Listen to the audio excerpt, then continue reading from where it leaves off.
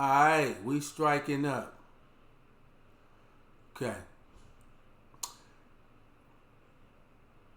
I'm going to see if I can get through this. I'm kind of reluctantly doing this reaction to ABC's Good Morning America interview with the mistress of the Michigan coach that was fired last year, Sharon Moore. I'm really going to try not to interrupt. I've already watched some of these clips. I already got some feelings about it. But I'm going to try to not to interrupt this full interview because I hadn't seen it. But I will say this at the beginning. I think it's in real poor taste of ABC to platform the mistress in this situation. I mean, the only victim is the family of Sharon Moore, his wife, and his children, right? So for her to be platformed as a victim, to me, is in poor taste. It's tone deaf. You know what I mean? And she has no leg to stand on. You know, she was just as wrong as he was. So this idea that these type of women can always be the victim, regardless of their age, regardless of their ability to make their own decisions, is kind of a little bit upsetting. But I'm gonna let it roll. We're gonna get into it. Then I'm gonna come and chime in at the end.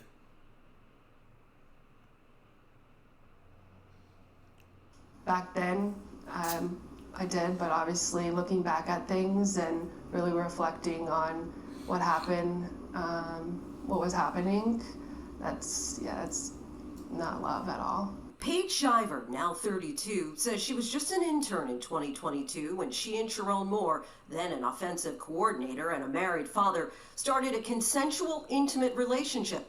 She was asked to be Moore's executive assistant when he was promoted to head coach in 2024. Did you feel pressured to have the relationship in order to have job security? Yes, I did. I mean, he and other coaches had control over my career, especially him. I mean, he could fire. Let's pause right there. She says they had control over her career. She was an assistant. So whether it's a career track or not, she was elevated as assistant to the offensive coordinator, which he was, to the head coach, which is the more prestigious. So whatever job security she thought she might have lost, she got through her relationship with him.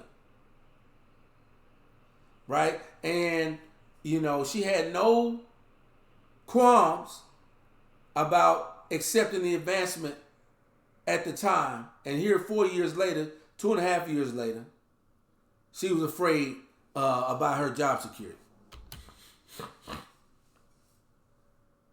In a second. Shivers says her attempts Let me go back because I don't want to miss nothing. He and other coaches had control over my career, especially him. I mean, he could fire me in a second. Shivers says her attempts to end the on-again, off-again relationship were often met with what she calls manipulation tactics, including threats of self-harm.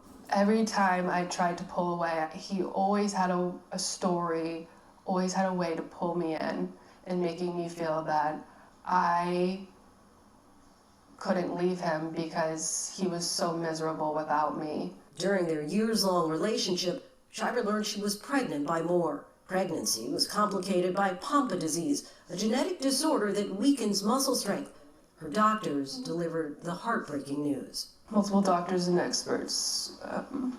Y'all see the tear pad? Let's go back and see the tear pad. A genetic disorder that... Let me tell you right now, this isn't going to be popular, but I really don't believe... I would have to see evidence of, the baby that she aborted being terminal and doctors suggesting to her that she have an abortion.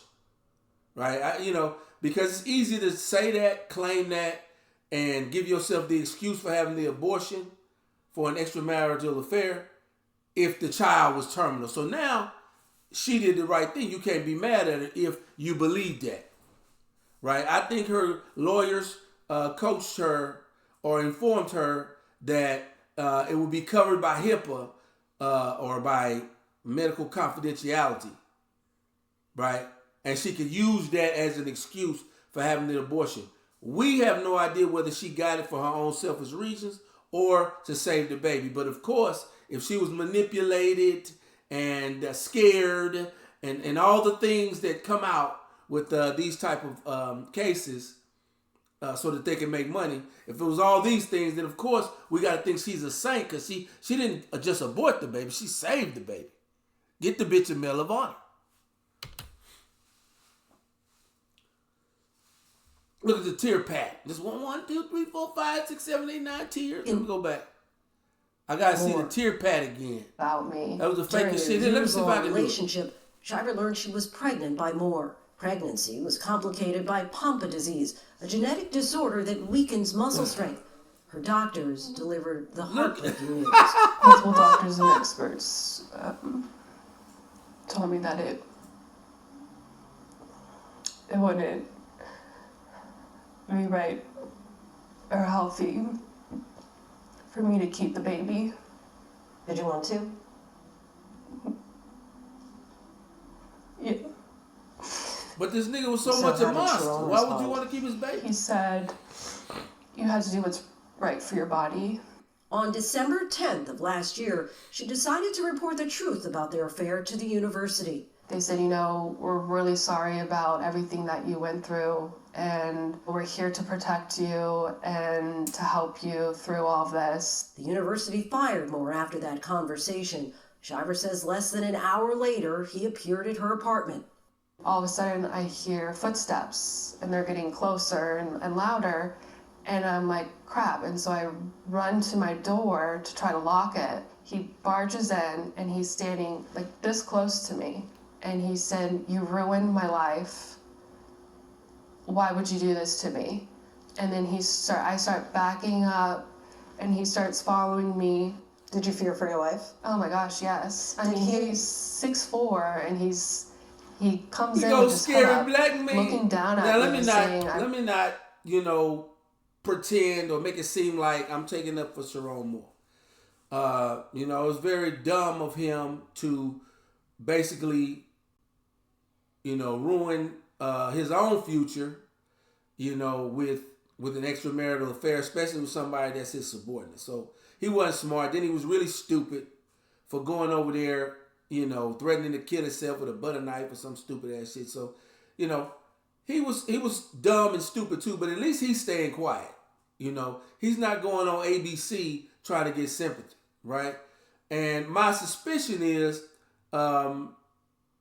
she and her representatives, her lawyers, are trying to stack up public empathy and sympathy so that they can get a settlement from the University of Michigan and claim that they didn't protect her, right, from herself, right? And because, when they said that she was an intern of his, my first idea was she might be 19, 20, 21, maybe a co-ed student.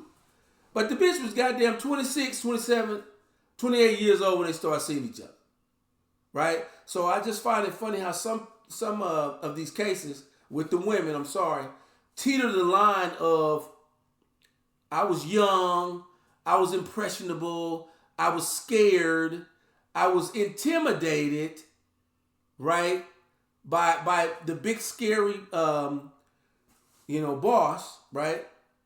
But it's after they benefited from all the benefits they got from being with him, right?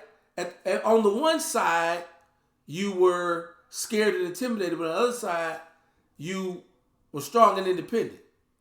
If you're that damn intimidated or scared or easily manipulated, then you need a chaperone when you leave the house, bitch. Right? How in the world, we have a way of kind of treating these women as if they're minors and they can't be held accountable for their own actions. But then they want equal esteem with men, right? And this is why men get confused. Like if you were a big girl, you had your big girl pants on, you slept with a married man knowing he was married, own up to it, right? Don't come on television and claim to be a babe in the woods, Like you didn't know what I didn't know what I was doing. I didn't know that I could possibly end up pregnant from a married man. I didn't know if it would affect my career, even though I was being promoted at the same time. Get the fuck out of here. You know, I don't want people to think that I'm a woman hater, but or nothing like that, or that I'm hating on her, or real victims. I love women. I got a daughter, my mom, I got a beautiful wife. I'm just a fan of fairness. And this type of always making the man out to be boogeyman is totally fucking unfair. And I can't, and like I said, the only victim in this case, if you know, should be the family that Sharon Moore betrayed. Not his mistress. Not his home wrecker. Okay?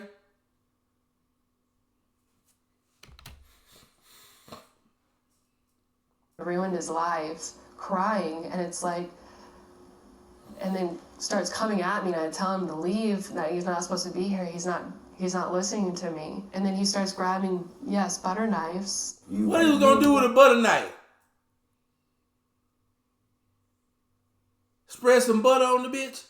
Butter knife don't cut nothing. Can't even cut a good biscuit with a butter knife. You know what I mean? He was, you know, the worst accusation she said of him is that, you know, he threatened to hurt himself, right? So, you know, you don't know if he was going to hurt her and hurt himself, you know, but a butter knife, I mean, come on, man. You ain't going to need no Band-Aid after no butter knife. He said his nose was wide open for that cookie, though, you know. But a serious threat, I ain't buying.